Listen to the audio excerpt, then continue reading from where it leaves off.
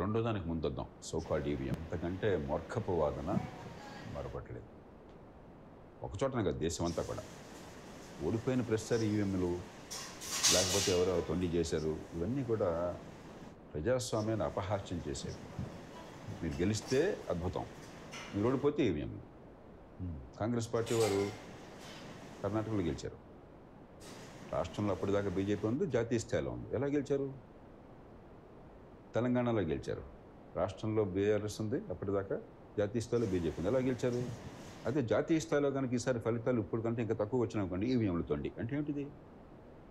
ఈ పిచ్చి మానేయాలి. నేను చాలా నిర్మోహాటంగా నిష్కర్షగా మొట్టమొదటిసారి చెప్పట్లా, కొన్ని 10-15 ఏళ్ళ నుంచి చెప్తున్నాను.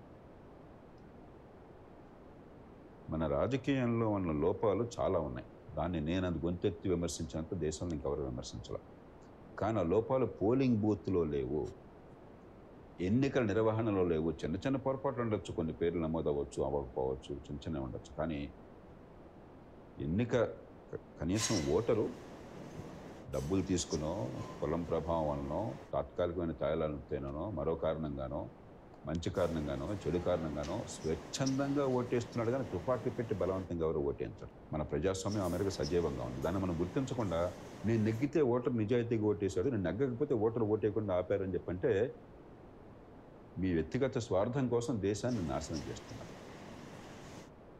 ఎన్నికల నిర్వహణలో చిన్న చిన్న అవకతవకలు ఉంటాయి, కానీ మొత్తం మీద పాలనా యంత్రాంగం ఎన్నికల విషయం వచ్చేసరికి నిర్భీతిగా, నిష్పాక్షికంగా, సమర్థంగా పనిచేస్తుంది. మామూలు చోట ఎంత విన్యాసాలు చేసినప్పుడు ఓట్ల కౌంటింగ్ నిజాయితీగా లెక్కెడతారు.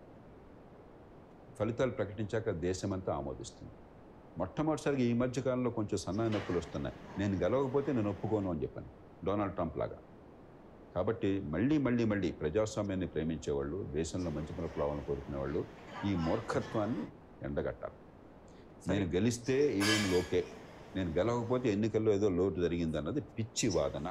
కాబట్టి మళ్ళీ ప్రజాస్వామ్యాన్ని ప్రేమించేవాళ్ళు, దేశంలో మంచి పనులు రావాలని కోరుకునేవాళ్ళు ఈ మూర్ఖత్వాన్ని ఎండగట్టాలి. నేను గెలిస్తే ఈవీఎంలు ఓకే, నేను గెలవకపోతే ఎన్నికల్లో ఏదో లోటు జరిగిందన్నది పిచ్చి వాదన.